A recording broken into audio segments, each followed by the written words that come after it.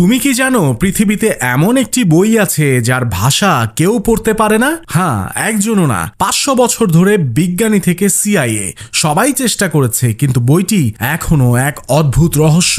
এটির নাম ভয়েনিজ ম্যানুস্ক্রিপ্ট। 1912 সালে একটি পুরনো সিন্দুক থেকে এটি খুঁজে পান বই বিক্রেতা উইলফ্রিড ভয়েনিজ, আর তখনই শুরু হয় রহস্যের নতুন অধ্যায়। এই বইয়ের পৃষ্ঠায় আছে অচেনা অদ্ভুত লিপি, অজানা ভাষা, অস্বাভাবিক চিহ্ন আর এমন সব উদ্ভিদ আর গাছের ছবি যেগুলো পৃথিবীর কোথাও পাওয়া যায় না। গবেষকরা বলেন বইটি লেখা হয়েছে সম্ভবত 1400 শতকে, কিন্তু কে লিখেছে এখনো কেউ জানে না। কেউ বলে এটি কোনো গোপন সভার কোড, কেউ বলে জাদুবিদ্যার বই, আবার কেউ বলে এটি এলিয়েনদের বার্তা। সবচেয়ে ভয়ঙ্কর ব্যাপার, কম্পিউটার অ্যালগোরিদম বইটির ভাষাকে মানব ভাষার মতো বলেছে, কিন্তু একটিও শব্দ ডিকোড করতে পারেনি। একদম শূন্য, যেন কেউ ইচ্ছে করেই ভাষাটিকে মানুষের বোধের বাইরে তৈরি করেছে। আর আজও যে কেউ এই বইটি খুললে মনে হয় এ যেন অন্য কোনো সভ্যতার ফিসফিসানি, যা মানুষ বুঝুক তারা কখনোই চাইতো না।